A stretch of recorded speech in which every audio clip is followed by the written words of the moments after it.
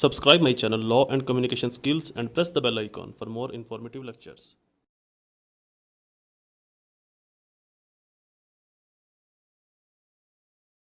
Assalamu alaikum friends and viewers. I hope all are fine. This is Mubashir Iqbal, Advocate High Court and Legal Lecturer.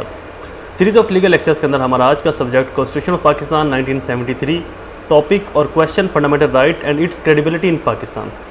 Fundamental right बुनियादी हकूक़, कुछ ऐसे बुनियादी हकूक़ जिनको government state अपने शहरियों को तहफ़्फ़ुज़ फराहम करने के लिए, अपने शहरियों की आज़ादी को बालातर रखने के लिए, बायताक रखने के लिए, अपने शहरियों को उनकी आज़ादी उनको फराहम करने के लिए कुछ ऐसे बुनियादी हकूक़ फराहम करती है जिनको सस्पेंड नहीं किया जाता और ना ही किया जा सकता है।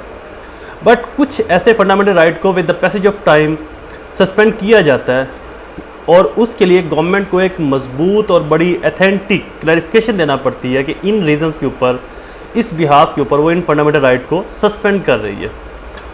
अगर किसी बगैर रीज़न के गवर्नमेंट अपने मफाद में किसी फंडामेंटल राइट को सस्पेंड करती है तो उस स्टेट की, उस मुल्क की जो कोर्ट्स हैं, specially supreme court of like Pakistan या सुप्रीम कोर्ट ऑफ इंडिया या सुप्रीम कोर्ट ऑफ अमेरिका या कोई भी ऐसी सुपीरियर जो कोर्ट होगी, वो गवर्नमेंट के इस इकदाम को न सिर्फ कलअदम करार देगी, उसको गैर कानूनी करार देगी, बल्कि उसके इस इकदाम को ख़त्म करके दोबारा से फिर इस फंडामेंटल राइट्स को बहाल कर देगी।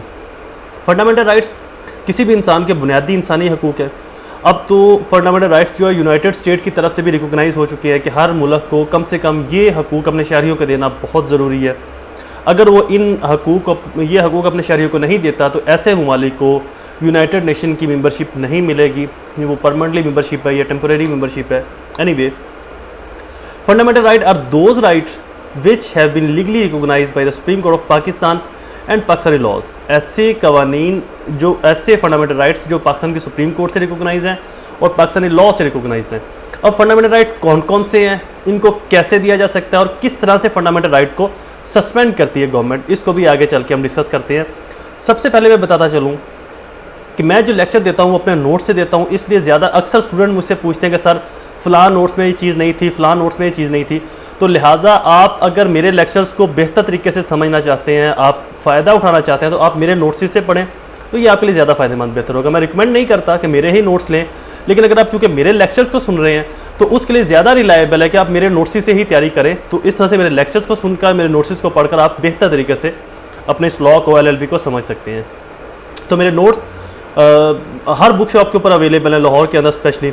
अगर आपको कहीं से नहीं मिल रहे तो मेरा जो स्क्रीन के ऊपर नंबर आ रहा होगा, आप इस नंबर के ऊपर मुझे व्हाट्सएप मैसेज कर सकते हैं, तो मैं आपको PDF फॉर्म के अंदर भी फॉरवर्ड कर सकता हूँ। इसके अलावा मैं आपको उन शॉप्स का नंबर दे सकता हूँ जहाँ पर ये नोट्स अवेलेबल है, वहाँ पर आप कॉल करके हार्ड कापी की सूरत के अंदर ये नोट्स मंगवा सकते हैं। तो ज़्यादा बेहतर है कि आप मेरे नोट्स जो हैं उन्हीं से पढ़ें, तो ये आपके लिए भी फ़ायदेमंद होगा और आपको बेहतर तरीके से मेरी समझ भी आ जाएगी जो मैं लेक्चर डिलीवर करता हूँ। Anyway, fundamental rights article constitution of Pakistan article 8 से लेकर आर्टिकल 28 तक हैं। नेक्स्ट, फंडामेंटल राइट्स है कौन कौन से? सबसे पहले सिक्योरिटी ऑफ पर्सन। सबसे जो पहला और मेन फंडामेंटल राइट है वो है कि किसी भी स्टेट के लिए सबसे ज़्यादा ज़रूरी और लाज़िमुल मुल्ज़िम चीज़ है कि वो अपने शहरी की सिक्योरिटी का तहफ़्फ़ुज़ यकीनी बनाए। आपने देखा होगा कि पाकिस्तान लाइक या इंडिया या और दूसरे जो ममालिक हैं, वहाँ पर पुलिस स्टेट के लिए काम करती है, क्राइम के लिए। तो वो दरअसल क्राइम नहीं ख़त्म कर रही, वो अपने शहरियों का तहफ़्फ़ुज़ फराहम कर रही, उनकी जान का तहफ़्फ़ुज़, उनके माल का तहफ़्फ़ुज़, उनकी इज़्ज़त का तहफ़्फ़ुज़ और बाकी वो चीज़ें जो उनके फ़ायदे के साथ उनके लिए जुड़ी हुई हैं, उनके फ़ायदे के लिए उनके साथ जुड़ी हुई हैं, उनका तहफ़्फ़ुज़ फराहम करने के लिए जो स्टेट एजेंसीज़ हैं वो काम करती हैं। पाकिस्तान के अंदर police, FIA, army, any other agencies, ऐसे इंडिया के अंदर पुलिस, आर्मी, रॉ एट्सेट्रा। तो सबसे पहले जो स्टेट का बुनियादी फ़र्ज़ है वो है कि अपने शहरी का तहफ़्फ़ुज़ करना। उसके लिए स्टेट को जिस हद तक भी इक़दाम करना पड़े वो करेगी और करने की बाउंड है। ये सुप्रीम कोर्ट की तरफ से भी है और एक फंडामेंटल राइट भी है कि अपने शहरी का तहफ़्फ़ुज़ फराहम करना, सिक्योरिटी ऑफ पर्सन।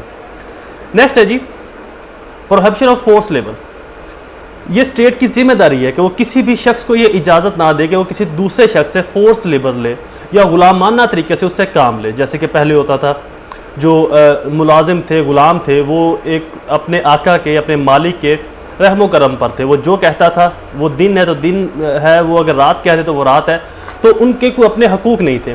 तो लॉ ने इसको डिटरमाइन किया, फोर्स एंड स्लेवरी लेबर जो है उसको प्रोहिबिटेड करार दिया गया कि किसी भी शख्स से ऐसी लेबर, ऐसी मजदूरी नहीं ली जाएगी जो उसकी तज़हीक का बायस बने, जो उसके ऊपर अजाफी बर्डन डाले। लाइक एक जॉब होल्डर है, वो एक फैक्ट्री में, एक मिल में, एक कंपनी में काम करता है, तो लॉ ने उसकी टाइमिंग मुकर्रर कर दी कि 8 घंटे, इससे ज़्यादा अगर आप उससे काम लोगे तो आपको उसके इजाफी चार्जेस देने पड़ेंगे। तो 8 घंटे तक आप उससे काम ले सकते हैं। इससे ज़्यादा अगर आप काम लोगे तो वो फोर्स लेबर के अंदर चला जाएगा, वो गुलामाना काम के अंदर, वो जाबराना काम के अंदर चला जाएगा, जाबराना मुलाजमत के अंदर चला जाएगा। नेक्स्ट है जी प्रोटेक्शन अगेंस्ट रिट्रोस्पेक्टिव पनिशमेंट। किसी भी शख्स को किसी ऐसे जुर्म की सज़ा नहीं दी जा सकती कि जब कानून बना था उससे पहले वो जुर्म नहीं था। फॉर एग्जांपल, पाकिस्तान के अंदर एक टाइम पर पोस्त एक ऐसी फसल थी जिससे अफीम की काश्त आगे बनती है, जिससे अफीम बनती है, वो फसल जायज़ थी, वो फसल किसान उगाते थे, but with passage of time उसके ऊपर बैन कर दिया गया। तो अब अगर एक शख्स ने 1950 के अंदर पोस्त की काश्त की, 1960 में पोस्ट के ऊपर बैन लगा दिया, इसकी फसल को काश्त करने को इलीगल और गैर कानूनी करार दिया गया, तो इस सूरत में वो शख्स जिसने 1950 के अंदर पोस्ट की फसल काश्त की थी उसको 1960 में सज़ा नहीं दी जा सकती। यानी कि ऐसा काम जो एक टाइम पर तो जायज़ था बट उसके बाद उसको इलीगल करार दिया गया, गैर कानूनी करार दिया गया, उसको प्रोहिबिटेड किया गया, तो इस सूरत में वो काम जो पहले लोग करते रहे हैं उनको उसकी सज़ा नहीं दी जा सकती। या कोई ऐसा काम जो लोग कर रहे हैं बट लॉ ने आज उसको मना कर दिया, कल तक लोग उसको कर रहे थे, तो आज के बाद इन्हीं लोगों को पकड़कर सज़ा नहीं दी जा सकती कि आप कल ये काम कर रहे थे, चूँकि आज लॉ ने इसको ममनू किया है। तो आज लॉ ने इसको ममनू किया है, तो इसकी जो कंट्रीब्यूशन है, जो इसकी अफिक्सेशन है, जो ये एप्लीकेबल होगा वो आज से आगे होगा, आज से पहले तक ये एप्लीकेबल नहीं होगा। नेक्स्ट है ये प्रोटेक्शन अगेंस्ट डबल पनिशमेंट या self incrimination and self incrimination.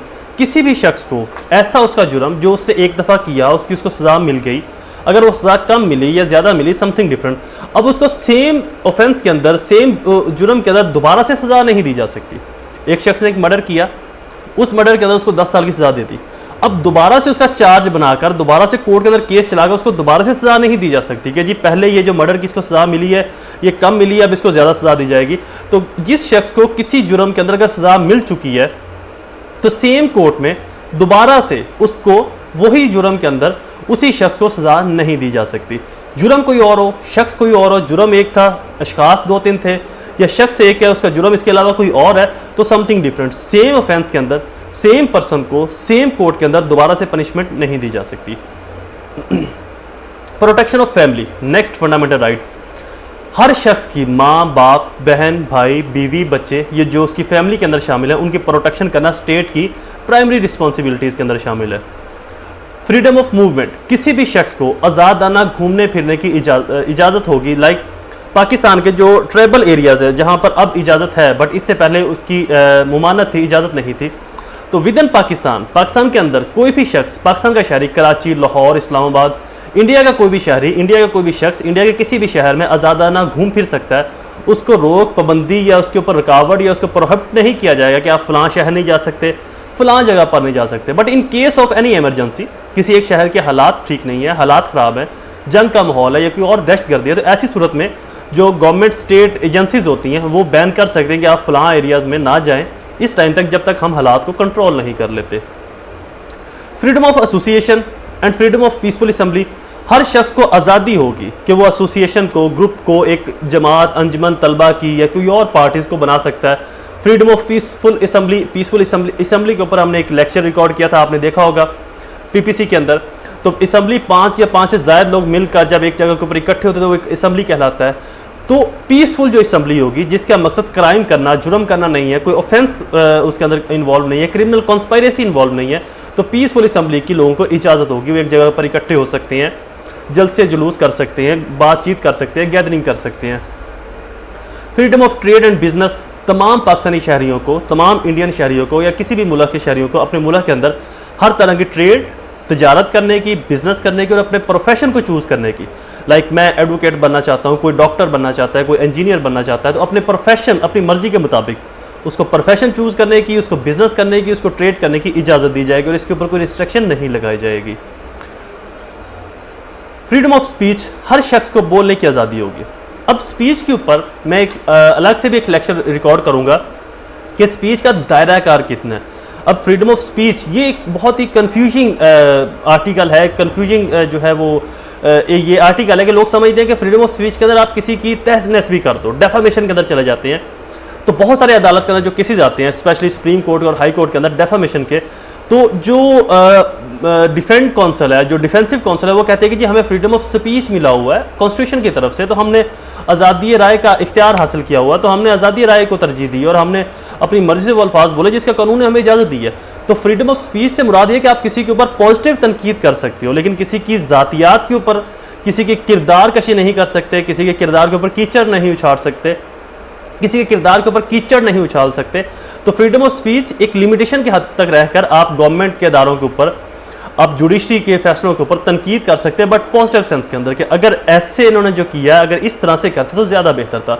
तो पॉजिटिव सेंस के अंदर आप तनकीद कर सकते हो, आपको बोलने का, अपनी आवाज़ को उठाने का मुकम्मल हक और इख्तियार हासिल है। फ्रीडम ऑफ रिलीजन्स, हर शख्स को अपने मज़हब के मुताबिक ज़िंदगी गुजारने का और अपने मज़हब को इंतखाब करने का पूरा हक होगा। लाइक एक मुसलमान है, वो इस्लाम को छोड़ना चाहे तो उसको हक हासिल है कि वो इस्लाम को छोड़ सकता है। एक हिंदू है पाकिस्तान में, तो अगर वो अपने हिंदू मज़हब से हटकर इस्लाम कबूल करना चाहे तो उसको यह हक हासिल होगा कि वो इस्लाम कबूल कर सकता है। या जो भी शख्स जिस भी मज़हब के ऊपर कायम है, उसको अपने मज़हब के मुताबिक अपनी इबादत करने का, अपने मज़हब के मुताबिक ज़िंदगी गुजारने का पूरा हक हासिल होगा और स्टेट उसको ये तहफ़्फ़ुज़ फराहम करेगी और उसके तहफ़्फ़ुज़ को यकीनी बनाएगी। नेक्स्ट है safe guard establishment educational institution of religions. जितने भी मजहबी और दीनी अदारे हैं उनका तहफ़्फ़ुज़ करना ये स्टेट की रिस्पॉन्सिबिलिटीज़ के अंदर शामिल होगा। पॉलिटिकल फ्रीडम, हर शख्स को सियासी आज़ादी होगी, वो कोई भी पार्टी ज्वाइन कर सकता है, किसी भी पार्टी को छोड़ सकता है, अपनी इंडिपेंडेंट पार्टी बना सकता है, सियासी पार्टी। इक्वालिटी ऑफ सिटीजन, तमाम जो शहरी हैं वो बराबर होंगे, उनको बराबरी की बुनियाद पर हकूक़ दिए जाएंगे, किसी को भी ज़ात पात, सूबे, मज़हब की बुनियाद के ऊपर या किसी और लसाने या सूबाई तासुब के बुनियाद के ऊपर किसी को डिस्क्रिमिनेट नहीं किया जाएगा। सभी शख्स, सभी लोग, सभी इंसान जो उस स्टेट के शहरी हैं वो सब बराबर होंगे उस मुल्क के लिए, उस स्टेट के लिए। फ्रीडम ऑफ प्रॉपर्टी राइट, हर शख्स को प्रॉपर्टी का राइट होगा, वो अपनी प्रॉपर्टी को सेल कर सकता है, कोई नई प्रॉपर्टी परचेज कर सकता है, खरीद सकता है। Right to access of public place, हर शख्स को, हर शहरी को, पाकिस्तान के जितने भी शहरी हैं, इंडियन के जितने भी इंडियन शहरी हैं, उनको अपने मुल्क के अंदर पब्लिक प्लेस, जितने भी पब्लिक मकामात है, पार्क्स या और पब्लिक जो प्लेसेस है, वहाँ पर जाने की एक्सेस उनको होगी, उनको मुकम्मल आज़ादी होगी। Right to job, right to language and culture, हर शख्स को नौकरी करने का हक होगा, अपनी ज़ुबान को, अपने कल्चर को, अपने ट्रेडिशन को चूज़ करने का, उसके मुताबिक ज़िंदगी गुजारने का हक हासिल होगा। राइट टू फेयर ट्रायल, इसके ऊपर हम डबल जेपटी का भी एक लेक्चर अपलोड कर चुके हैं। हर शख्स को, जो पाकिस्तान का शहरी, उसको फेयर ट्रायल का हक होगा। लाइक अगर एक शख्स के ऊपर इल्ज़ाम है तो उसको बगैर सुने ही उसको सज़ा नहीं दी जाएगी, उसको भी सुनने का मौका दिया जाएगा। ना सिर्फ उसको सुना जाएगा बल्कि उसको उसकी मर्ज़ी के मुताबिक कौंसल इंगेज करने की इजाज़त भी दी जाएगी। एक शख्स है, उसके ऊपर इल्ज़ाम लगा कत्ल का, तो ना सिर्फ उसका जवाब लिया जाएगा, उससे उसका रिटन स्टेटमेंट मांगी जाएगी, बल्कि उसको ये पूरी प्रिविलेज दी जाएगी कि अगर आप कोई और वकील करना चाहते हो, आप स्टेट काउंसिल लेना चाहते हो, तो आपको ये मुकम्मल आज़ादी है, आपको अपनी मर्ज़ी का वकील करने की भी इजाज़त होगी। Right to education, right to information, हर शख्स को तालीम हासिल करने का, हर शख्स को एक बेसिक और बुनियादी और जो एक कंप्रीहेंसिव इन्फॉर्मेशन उसको चाहिए वो इन्फॉर्मेशन देने का हक हासिल होगा। Can fundamental right be suspended, क्या फंडामेंटल राइट सस्पेंड हो सकते हैं? जी हाँ, हो सकते हैं इन केस ऑफ एमरजेंसी या इन केस ऑफ वार, या अगर गवर्नमेंट मुनासिब समझे कि अब हालात साजगार नहीं है, यहाँ पर ये fundamental right, right of movement, right of assembly etcetera, कुछ ऐसे जो मखसूस राइट हैं इनको कैप्चर कर लिया जाए, इनको सस्पेंड कर दिया जाए, तो गवर्नमेंट के पास ये इख्तियार हासिल होता है। वो सुप्रीम कोर्ट को या अपने मुल्क की कोई भी सुपीरियर कोर्ट को एक स्पेसिफिक जस्टिफिकेशन के बाद उन राइट्स को सस्पेंड करने का इख्तियार रखती है। अब फंडामेंटल राइट कौन से होते हैं और ऑर्डिनरी राइट कौन से होते हैं? फंडामेंटल राइट वो राइट जो आपको आपका आइन फराहम करता है। फंडामेंटल राइट कभी भी ख़त्म नहीं हो सकते। हाँ, चंद एक राइट सस्पेंड ज़रूर हो सकते हैं कुछ टाइम के लिए, लेकिन ख़त्म नहीं हो सकते। ऑर्डिनरी राइट जो रस्मी हकूक़ हैं वो ख़त्म हो सकते हैं, वो सस्पेंड हो सकते हैं, वो ओमिट हो सकते हैं, उनको ख़त्म किया जा सकता है, चूँकि वो एक स्पेसिफिक लॉ आपको देता है। Right of bail, right of जो है वो charge, right of remand etcetera. तो ये जो राइट्स है ये आपको स्पेसिफिक लॉ देता है, right of contract, right of agreement, right of corporation. तो इन राइट्स को सस्पेंड किया जा सकता है, ओमिट किया जा सकता है, बट फंडामेंटल राइट को ना तो सस्पेंड किया जा सकता है, ना ही ओमिट किया जा सकता है, ख़त्म किया जा सकता है। बट कुछ मखसूस राइट्स को, जैसे कि right of movement, right of assembly, इनको सस्पेंड किया जा सकता है, but for the specific time, मखसूस टाइम के लिए। Preclude remarks, we can say that fundamental rights are part of constitutional right and ordinary right are part of specific law या some exceptional law. Question complete. Next question,